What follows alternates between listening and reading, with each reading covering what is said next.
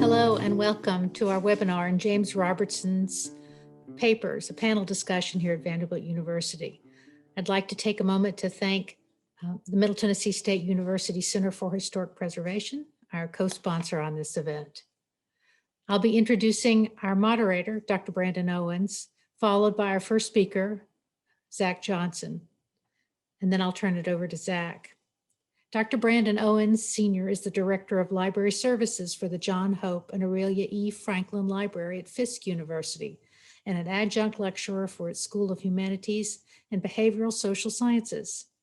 He holds a BA in History from Fisk University, an MA in History from Alabama State University, a master's degree in Library Science, and a PhD in Public History from Middle Tennessee State University, where he served as a graduate research assistant for MTSU's Center for Historic Preservation.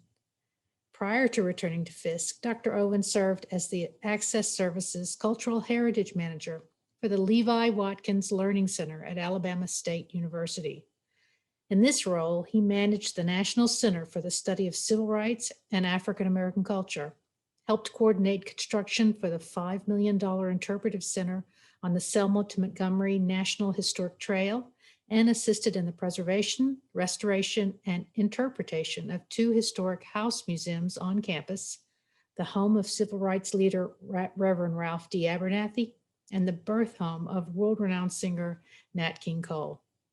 In addition, Dr. Owens was Director of Tourism for the Dexter Avenue King Memorial Baptist Church and Parsonage Museums in Montgomery, Alabama.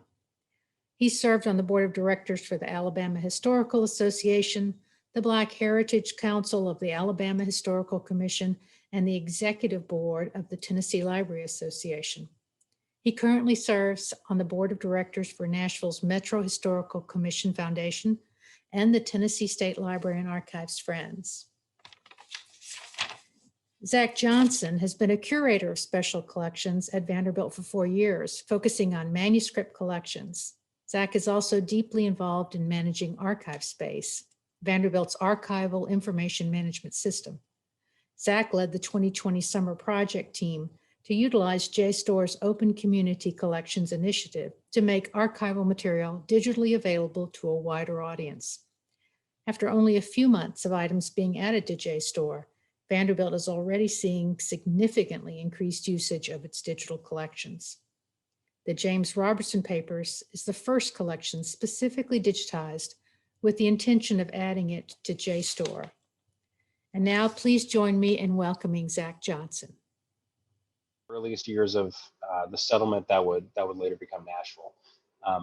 Within it, there are lots of letters between all kinds of different people, such as William Blount, who was governor of the Southwest Territory, which would later become Tennessee, and really is just a key figure in our state's founding. There are lots of letters and documents to various American Indian groups, negotiating treaties and settling disputes, things like that.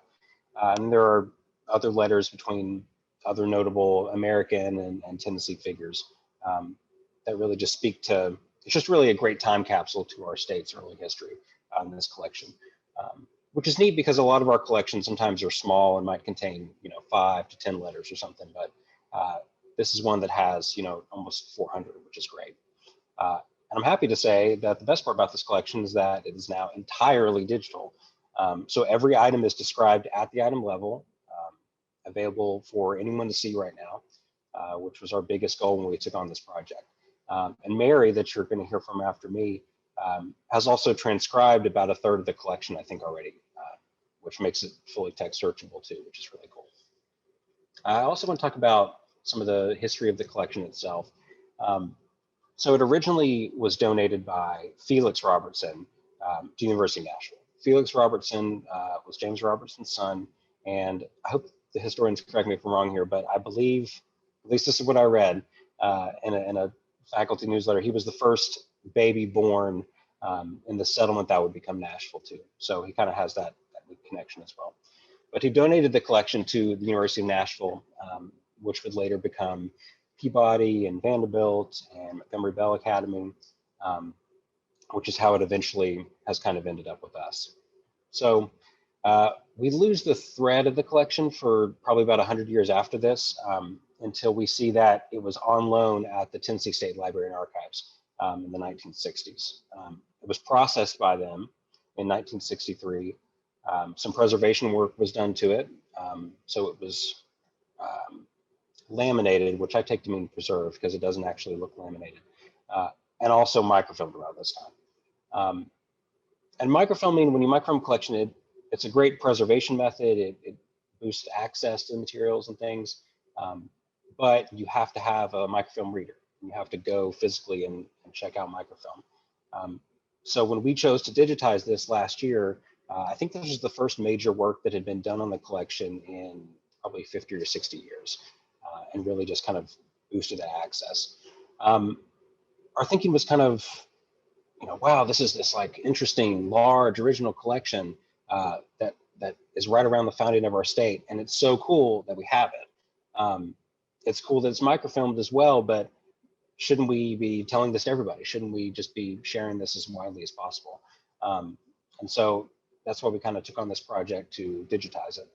Phil Nagy, who is one of our digitization experts here at the library, spent probably about 6 months digitizing every piece. I think there were something like 1,200 pages in total.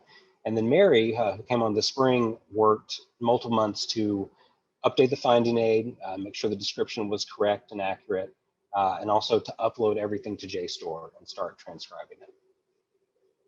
So the reason we chose JSTOR, the JSTOR initiative, is that this Open Community Collections initiative that they launched allows institutions to, instead of hosting their digital content within a special like statewide database, like some have, or within their own institutions digital collections field, you could now put things within the JSTOR ecosystem. So we know that lots of students and scholars and just tens of thousands of people use JSTOR daily. And so it was really a great chance for us to get some of our content into here. So last summer, Vanderbilt launched a pilot project to add some of our existing digital collections in, just to kind of see, is it easy? Will things look nice? And we just were blown away by the results. The display is clean. It's easy to search for things. Our usage numbers just shot way up. And we were really excited about that. So the Robertson Papers, this is around the time that we were kind of not rediscovering, but this felt like a great project that would be perfect for this new system. So that's why we decided to digitize it, put it online. And again, I've just been blown away by everything that Mary and Phil have done. And I'm really thankful that they showed that this project could be something that we can expand in the future to do with some of our other collections. So I'm happy at the end to answer any questions you guys have, but for now, I think you're going to hear from Mary next. So thank you. Thank you so much, Zach.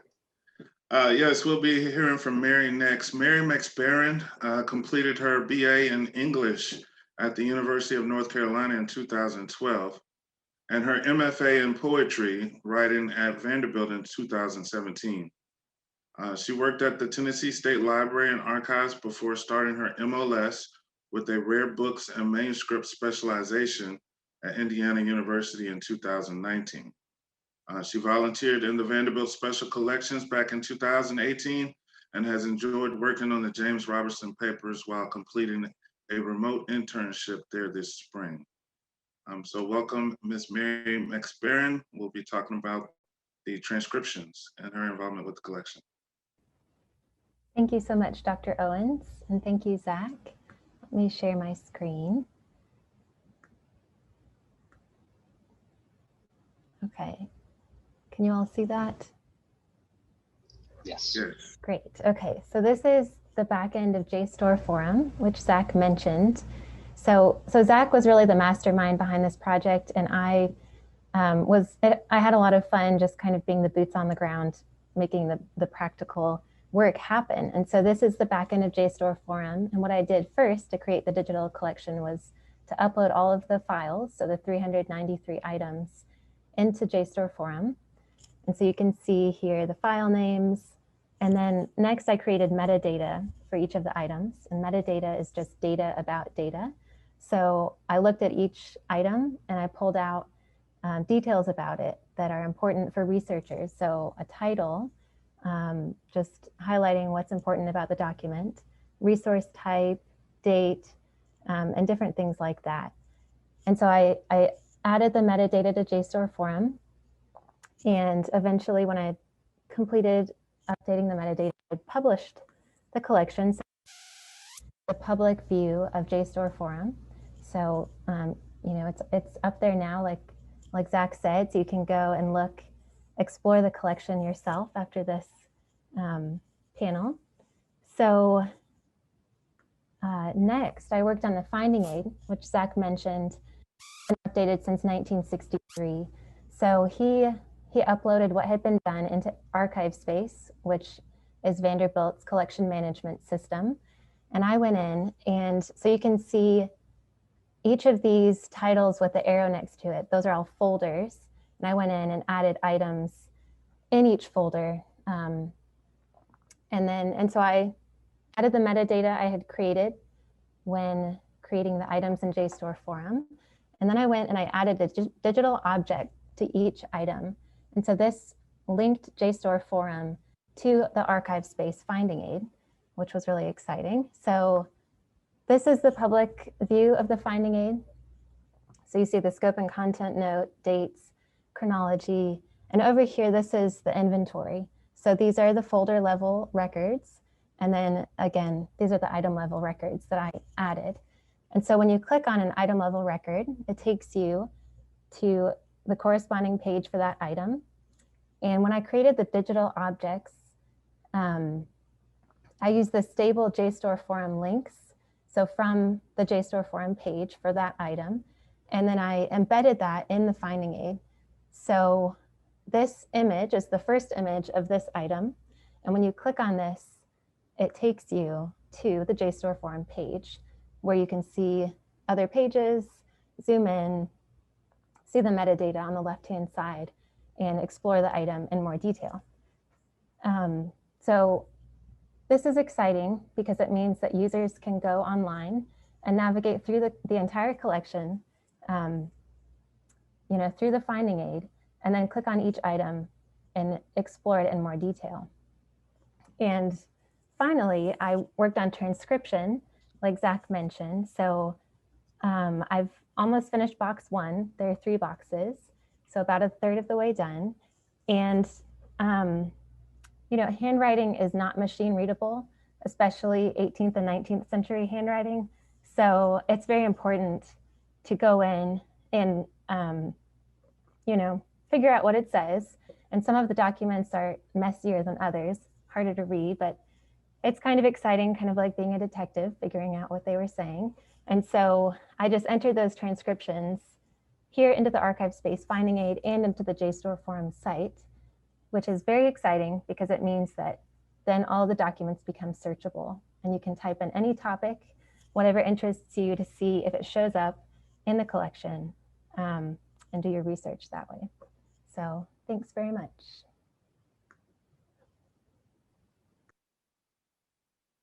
All right, thank you, Mary. That was interesting. The next panelist that we have for you is Dr. Daniel Usner. He is the Holland and McTeer Professor of History at Vanderbilt University.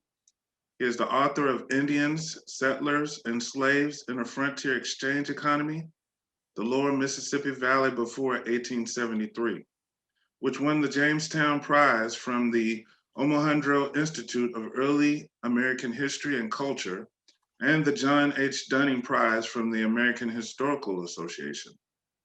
His other books are American Indians in the Lower Mississippi Valley, Social and Economic Histories, Indian Work, Language, and Livelihood in American History, Weaving Alliances with Other Women, Chickamauga Indian Work in the New South, and American Indians in Early New Orleans, from Calumet to Rockett. Dr. Usner has served on the councils of the American Society for Ethnohistory and the Omohundro Institute of Early American History and Culture. He was president of the American Society for Ethnohistory from 2010 to 2011, and he is presently sitting on the Southern Historical Association's Executive Council and the Louisiana Historical Association's Board of Directors.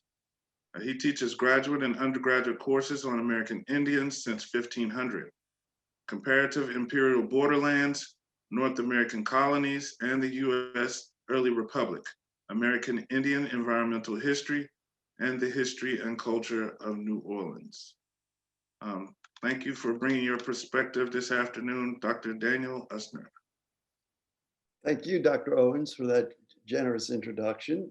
I've assigned myself the role to speak as someone who, as Dr. Owens just pointed out, teaches many courses on indigenous history.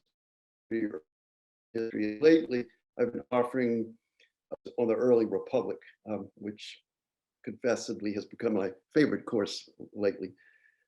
After I was invited to participate in this discussion, I started dipping into the collection to gain an overall sense of what the collection offers. And I want to thank Zach and Mary for making the collection so accessible now, to students and scholars around the world. So what I did was I identified 3 areas of scholarship that are broadly underway across the United States and elsewhere. Scholars looking at early American history, indigenous colonial relations. And I see a lot of potential for this collection to contribute material in those 3 areas. And all of those areas are going to advance knowledge about US relations with indigenous nations, but also with its own states and Western territories during the period from the 1770s through the 18 teens. So the first thing, I call it the tripartite relationship among indigenous nations, the federal government of the United States, and the new nation's relations with its own states and citizens, especially in the Trans-Appalachian frontier. This was far more complicated and tenuous than I think historians have acknowledged. For example, deployment of militias against Indian communities often occurred in defiance of federal official orders and priorities. Robertson himself exemplifies this. When he led Cumberland settlers against the Chickamauga towns in 1794, he was actually doing that contrary to the wishes of none other than President George Washington. So in private letters, I've noticed, just dipping into the collection, resentment toward the new national government of the United States appears more than it surfaces in their official correspondence back to officials in the nation's capital. It's either not expressed or it's veiled, muted. This, I should add, easily slips into, maybe all too easily slips into the states' rights position in the relationship between states and the federal government. One letter, for example, from James White, he's writing to Robertson from Philadelphia, then the capital of the United States, clearly sort of complaining about what he's considering the indifference and even division among federal officials when it comes to the interests of Western settlers. So US diplomacy with American Indians and with foreign powers like Spain and Great Britain was fraught with attachments that were really fragile between the citizens of the United States and the Trans-Appalachian frontier and officials back east, especially during the 1780s. I mean, we have evidence that none other than Governor Blunt and James Robertson were seriously considering attaching themselves to Spain and separating from the newly formed federal government of the United States. This is even manifested in this nation's first impeachment trial, because it was Senator William Blunt, he was the senator from Tennessee at the time, who was put on trial for reaching out to Great Britain and its Indian allies. So that's the first theme that I think these letters can really contribute to. The second area of promising revision is a deeper understanding of the indigenous nations' own interests and motives, and how they actually shaped relations with the United States. For this region, the big question is, how did the Cherokees, the Creeks, and the Chickasaws negotiate or combat the tenuous relationship that existed between aggressive frontiersmen and a weak federal government? Historians have overlooked Indian incentives and initiatives in responses to overtures from Spanish Florida and Spanish Louisiana governors on the one hand, and the overtures being offered, of course, by the United States government.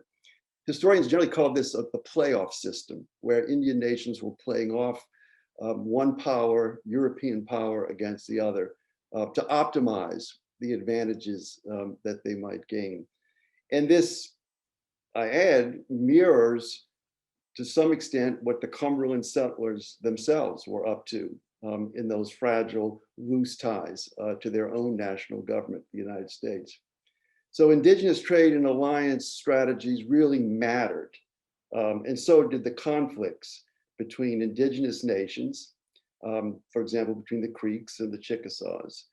But we still need to distinguish more sharply which of these conflicts among Indian nations were what we call proxy wars. Sort of they were being drawn in by the non-native powers, or to what extent were they traditional animosities that went back to pre-colonial times. We also need to delve into the divisions within the indigenous nations that were driven, by these competing alliances or preferences for allies. These are the things that show up in many of the letters. For example, Chinabe, head chief of the Chickasaws in 1805, in one of his letters to Robertson, lays out plenty of his thought regarding the very dynamic and fraught history of alliances and wars that the Chickasaw Nation had been engaged in since early contact with Great Britain back in the 1670s and 1680s. Finally, the last theme I'll identify here is what historians lately have been thinking about: geographical spaces like early Tennessee, redefining them as borderlands, where you have multiple sovereignties competing or claiming a territory that they really have very loose, distant control over. So while nation state authorities are trying to impose and maintain borders between people, and not just political, but also racial, the people actually living on the ground, inhabiting these so-called borderlands, were engaged in interactions and migrations that did not always comply with the strict boundaries that the officials were trying to impose. This discrepancy between borders and borderlands likewise occurred in interpersonal relations. Across this frontier region, you see traders sort of developing very personal, intimate relations with indigenous women. You see enslaved Africans and African Americans seeking freedom by escaping to Indian territory. And of course, you see a lot of illicit commerce, most notably sort of the loss of horses across all of these lines. For example, in 1795, Opeamingo, another Chickasaw leader, writing to Robertson, is actually seeking the return of or compensation for horses that were stolen from a Chickasaw, allegedly by a non-native thief. So those three themes are just a few that surfaced for me, and I'm going to encourage my students to sort of pursue these letters in developing those as well as other themes. One last note, these letters are especially helpful for understanding the Chickasaw story. Compared to the Cherokees and the Creeks, I think our understanding of the Chickasaw relationship to early Tennessee is still sort of underexplored.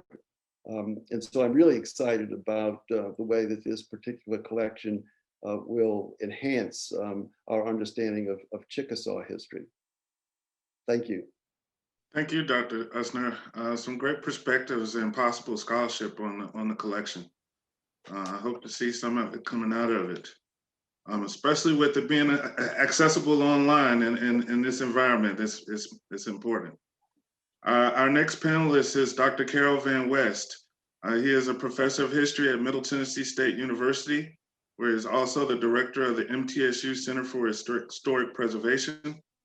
He is a prolific author and editor of books, articles, and digital projects, publications including Tennessee Agriculture, A Century Farm's Perspective, Tennessee's Historic Landscapes, Traveler's Guide, Tennessee History, The Land, the People, and the Culture, Tennessee's New Deal Landscape, a guidebook, Trial and Triumph, Essays in Tennessee's African American History, Nashville Architecture, a Guide to the City, the Tennessee Encyclopedia of History and Culture, and a History of Tennessee Arts, Creating Traditions, Expanding Horizons. 200 Years of the Arts in Tennessee. That's the first of its kind in the literature of Tennessee history and culture.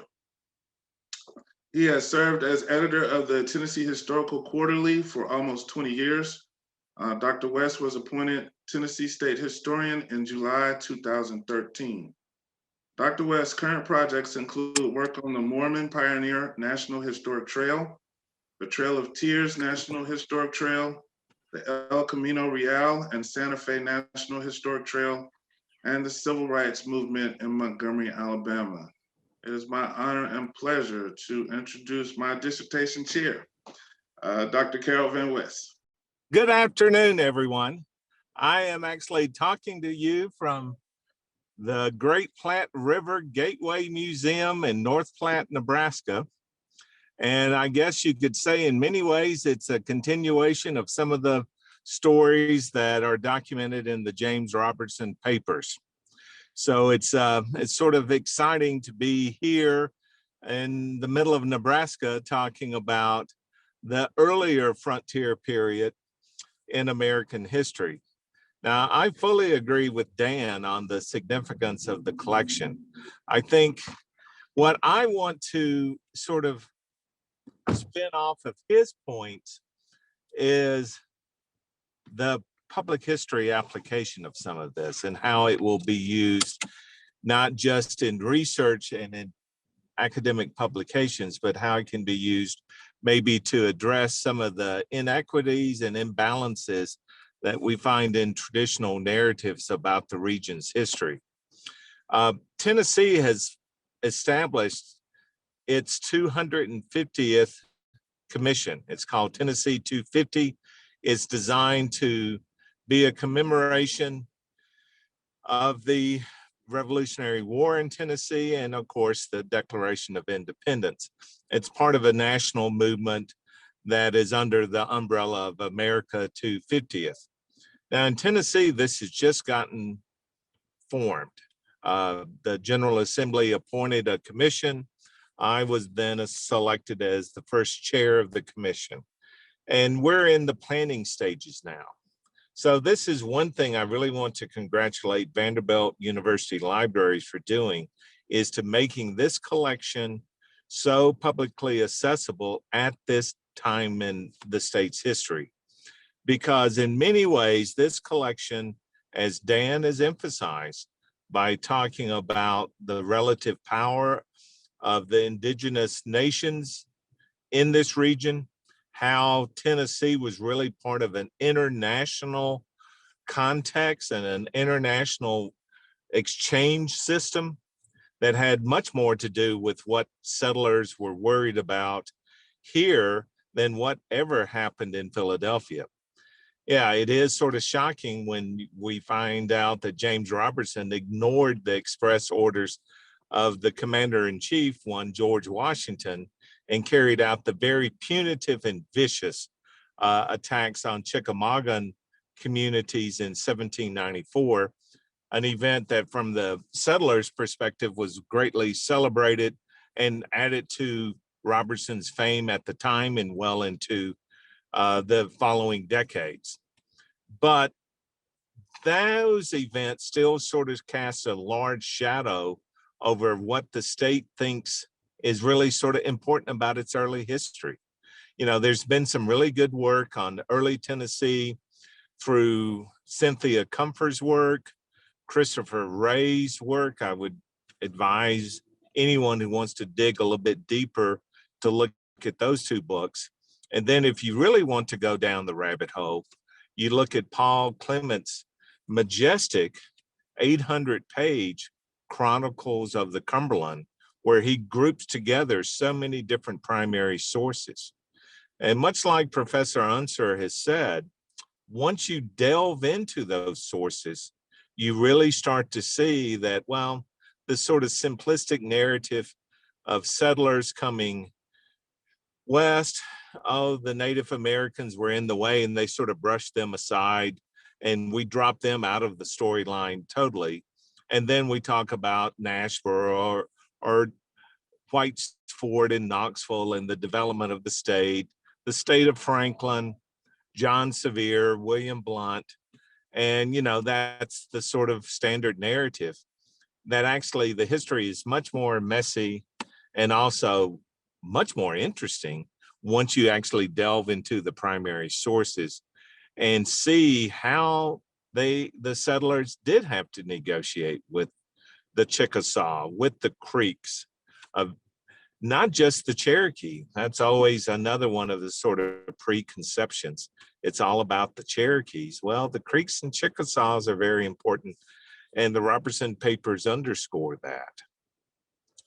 And then their fraught relations with the federal government, where many thought, well, maybe we're better off in alliances with the Spanish and French as we are with this new United States government.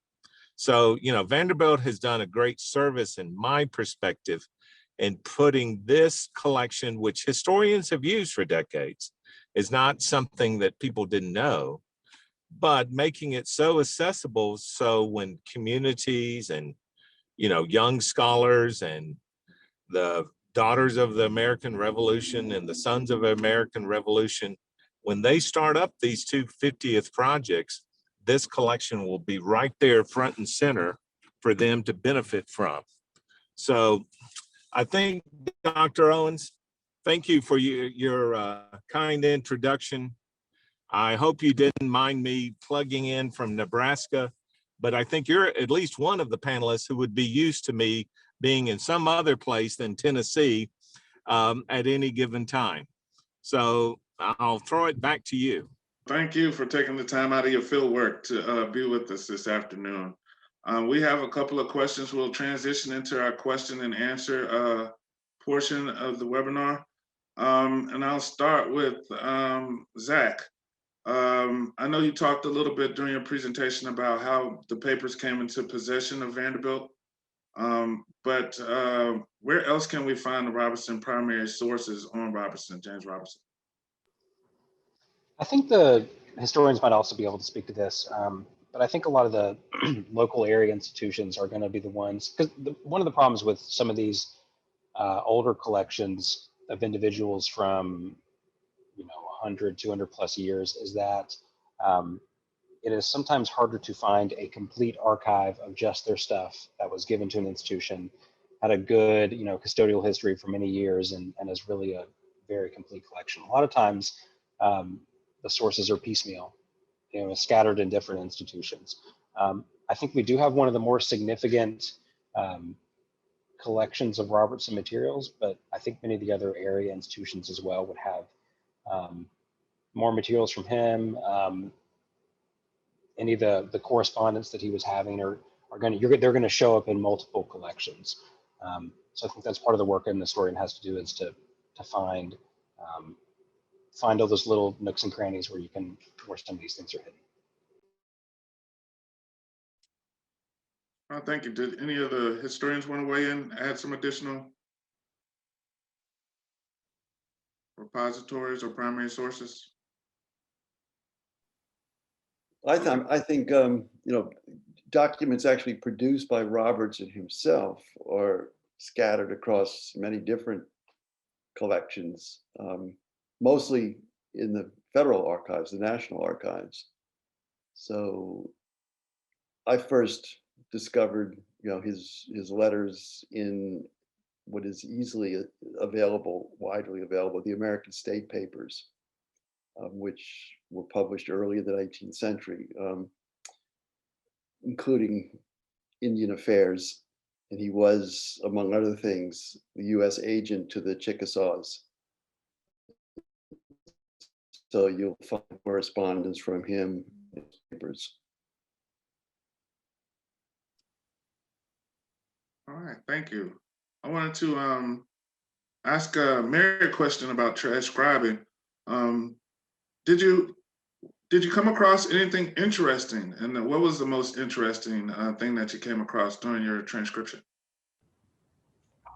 Well, thank you for that question. I think, as the historians alluded to, this history is just so much more nuanced than I think I can tend to realize. The relationships between the white settlers and the Native Americans are very complicated and not always negative. There are a lot of positive interactions between them. And in one of my favorite letters, William Blount is writing to his officers about some Cherokee women and children had gotten separated from their tribe. And so he's telling his officers to take them back to their tribe. And he goes on for several paragraphs about how the officers need to treat these women and children well. And he says, winter is coming, make sure they have enough clothing and let them ride on your horses. He says, be careful and tender of them. And I just loved those little details in the letters that showed just a tenderness, I guess, and a humanity that we can miss when we generalize, when we look at the past. Oh, that's great, expressing his compassion for the Indians. I wanted to also follow up and ask Zach, what's next on the digitization? Will, what can we look forward to seeing next as far as digitized on JSTOR? Well, we've got a lot of ideas. And so one thing I'll say is that I welcome ideas from any of the other professors or interested people that have ideas for collections they'd like to see on there. One of the projects I'm most excited about is a lot of times we make purchases or acquire these small collections that are just a couple items, a couple folders, and we're doing all this description work when those come in, but I figured why not go ahead and digitize it at the same time. So as soon as you acquire it, you're immediately making it available rather than waiting, years and years or decades until somebody comes in and wants to see it. Because if this process has been made so easy, relatively, by the work Mary and Phil did, that shows me that we can do this quickly with all kinds of different collections. So I'm looking forward to, as we acquire new things, immediately putting those online, whenever possible. There's also some potential where we'd like to digitize and make available more of our Latin American collections. That's one of our big collection strengths here at Vanderbilt, and in special collections specifically. And there are various projects right now that we're exploring how to make all the currently digitized content available on JSTOR and to potentially add things to that as well. Specifically, think about the Manuel Zapata Olivella papers, his sister Delia's papers, the J. Leon Helguera papers as well, and just really we have a bunch of numerous small Latin American collections that I think will be perfect candidates as well. So yeah, but I welcome input. If any people have ideas, then we're happy to explore doing those as well. Thank you. And I know, as far as, are there any volunteer opportunities? I've participated in those types of efforts. Mary was talking earlier about the detail in the work required to transcribe those collections so that they're searchable. Do you all have any opportunities, volunteer opportunities, or programs set up to engage the public as far as transcribing the papers, making everything more accessible quicker? Well, now that Mary has shown how easy it is to get set up and kind of to just do some of this work, even piecemeal and with very small things, we are exploring some structured programs to engage the community and ask people to transcribe whatever they're interested in and just contribute that work generally. If anybody is interested in specific opportunities, they can contact me and we can come up with something, more in the more immediate term. But yeah, we're exploring, what is a good way to engage the public in a set period of time. But we're open to students who want to come work with us, Vanderbilt or other area institutions that'd like to work. Mary has shown that this can be done remotely. If she's in Indiana right now, we can also do work on these collections remotely too, which is a great opportunity. So yeah, that's to say that now that she's done a proof of concept, we're exploring how we finish this final 2/3 of the collection and kind of just opened up to the community to get to work. I just want to clarify, now with the JSTOR access and setup, are users required to have a subscription or go through an institution, or is it just on the publicly available JSTOR searches? So Vanderbilt's material is available publicly without a subscription, Okay. I believe. Some of it is only for on-campus users, but all of the Robertson papers should be fully publicly available without a JSTOR subscription. I'm not aware of, if you have to go through the system and how you search and stuff like that, how some of that appears maybe. But the digital content should be publicly available everywhere. Okay, that's awesome. I know Mary mentioned earlier some of the another perspective of William Blount. Did anyone have any additional perspectives or insight on state historical figures like John Sevier? Well, I'll jump in on that one, Dr. Owens. To me, Sevier is one of those figures that is lionized in some quarters and despised in others. To me, he becomes a very interesting sort of transition figure in Tennessee history. I think the Robertson Papers have been used to adequately sort of contextualize him. I think of some recent works that I've seen. But, again, overall, Sevier takes on this sort of legendary role in Tennessee history that then these papers, much like what Dan talked about, will show that their antipathy to the federal government and this desire to create another state had a lot of different contexts to it. It wasn't, in some ways it was a land grab, and in some ways it was something else. So this is where the Robertson collection, among other important sources, I think can start to open up our eyes on Sevier, who, in the mid 20th century, he's really looked upon as one of the fathers, and I don't like that term, but that's the term that they used, of the state and of Tennessee history. Thank you. Great perspective. I did also want to, I know there was mention of the Spanish and their involvement. Does anyone have a perspective on any mention or references to the French traders or Richard Henderson? Well, French traders made a very early appearance in this region, especially those based in Illinois, during the 17th century. So yeah, this doesn't appear in the Robertson Papers so much, but from the Chickasaw point of view, they had been combating French and Shawnee allies to the French before Anglo-Americans appeared in this region. The Chickasaws were firmly allied to Great Britain from the very beginning of colonization in South Carolina. And so that motivated them to drive the French out whenever a French trader appeared. And so this surfaces actually a little bit in some Chickasaw letters to Robertson where they're recounting, their earlier encounters and explaining why they had been attached to the British. Now, in the period that I study or have studied, and from the geographical point of view, which is the Gulf Coast, Spain was developing very strong diplomatic ties and commercial ties with all of these southern nations. And they were trying to draw the southern nations into a pan-tribal alliance during the 1780s and 1790s.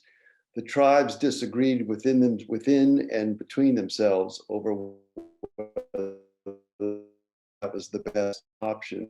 So as I said, they tended to kind of play off the two sides, the American side, the US side, and the Spanish side. The British, as far as commerce is concerned, were much more engaged in the late 18th century in this region than the French. There was a British company, Panton, Leslie and Company, that basically was monopolizing trade out of Mobile and Pensacola with all of the tribes that were in this region. And of course, the United States at the same time is trying to develop a trade relationship with the same tribes. And during the 1790s, the federal government is actually creating what are called trade factories, government-owned and operated trading posts. So they're getting heavily involved in the competition for Indian trade. And believe it or not, deer skins, which is what was mostly being produced by the indigenous people here for that commerce, were still very valuable in international trade. So that was a serious part of the economy in this region into the 19th century.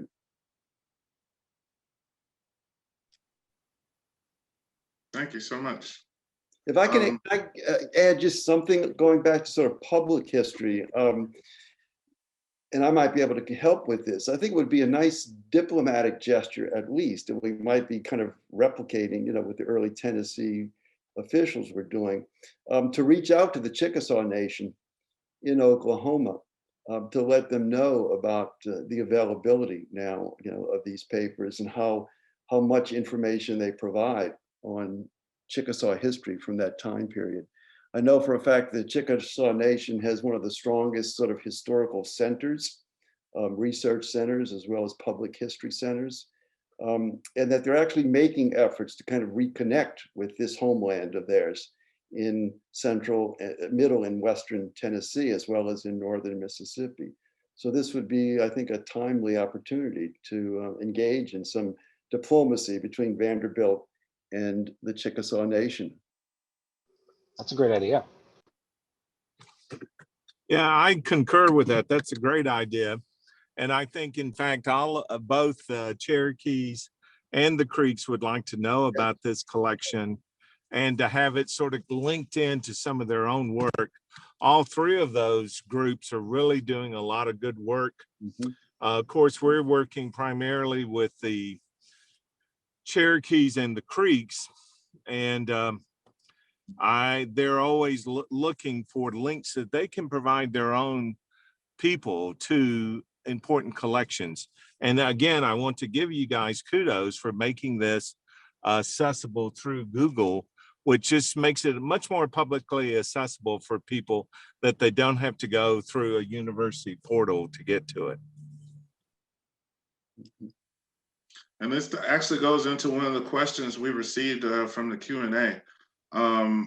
When we're talking about these meetings and acknowledging the indigenous lands we're occupying, the question is, who do we recommend, or who do you all recommend that we acknowledge in Nashville? I think we heard the Creeks, the Cherokees, the Chickasaws, all three, or is there one major group that you would identify with Nashville? I recommend acknowledging the Chickasaws, Creeks, Cherokees, and Shawnees, principally those four, who over the course of time claimed this territory or contested over rightful sovereignty over this territory. I ran in one of the treaties negotiated here in Nashville very early on. I think it was a Choctaw or a Chickasaw who actually named this area a middle ground, which kind of complicates identifying, who actually is the principal, whose homeland this was principally. But I think it's important to recognize the historic nations that once occupied this region, but also to acknowledge, the presence today of indigenous people in Nashville as well as across Tennessee. So that's my take on acknowledgement. I really do hope that the university does implement sort of across the board. Okay, not, but the encouragement to Indian nations at the beginning of formal events. Did anyone else have a comment or perspective on that? Well, we had one more question.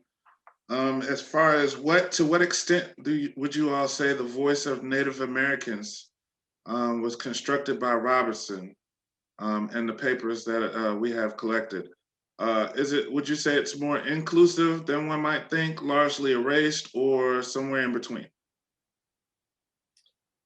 Well, because most of the papers, the documents in the collection are from people other than Robertson to Robertson, and that would include Indian leaders or agents inside the Indian territory. We're actually getting direct voices, from Native people as much as possible. Of course, there's translation occurring from the indigenous language into English, and that's what Robertson is reading. But I think this is a much more direct contact with the Native voice than what would appear in Robertson's relaying that information back to the Capitol in the official correspondence. There, we do need to wonder, how much he is concealing or altering, for his own sake. But what I really, appreciate about the letters that I've examined is the direct voice, of the indigenous the indigenous person who is sending that communication to Robertson. And that's a rare opportunity for scholars to see that direct voice. Yeah, and to add to that, I think, because one of the problems we run into as archivists is that a lot of these collections, when they come to us, the donor themselves has already done some editing work to edit history in some way before it even comes to us, because our inclination is to preserve as much as possible, especially to preserve the original voice, the collection's author or the people that are represented in it. So with this particular collection, some of that editing work was done by Nathaniel Cross, one of the members of the University of Nashville faculty when it first came over.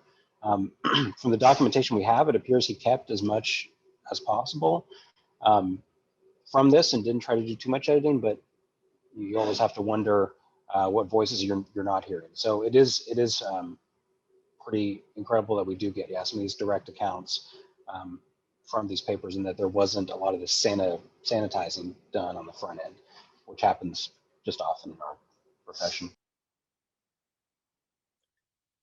I would encourage everyone to look at this one letter that I referred to from Chinabi to Robertson, dated January 25th, 1805.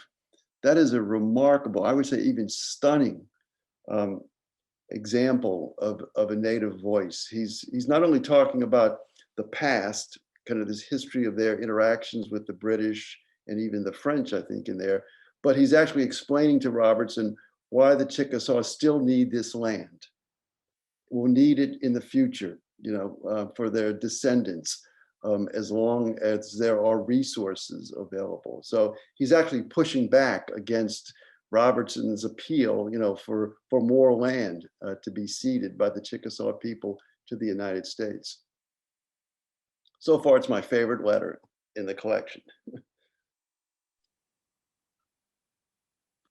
That's great. And I've learned a lot myself, and I'm interested to dig in the papers and see what type of story I can pull out as far as research and writing.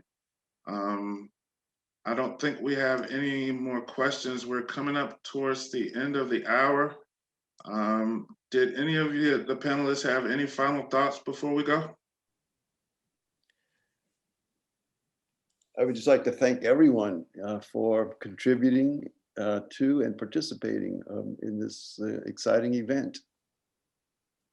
And let me join Dr. Usner and everyone in their thanks. Thanks to all of our panelists. And if the folks who've joined us online could also fill out the survey that you'll be getting from Zoom, we'd really appreciate it. We're looking forward to finding out what you're interested in hearing about from the library collections and from library staff. So thank you so much, everyone, for joining us.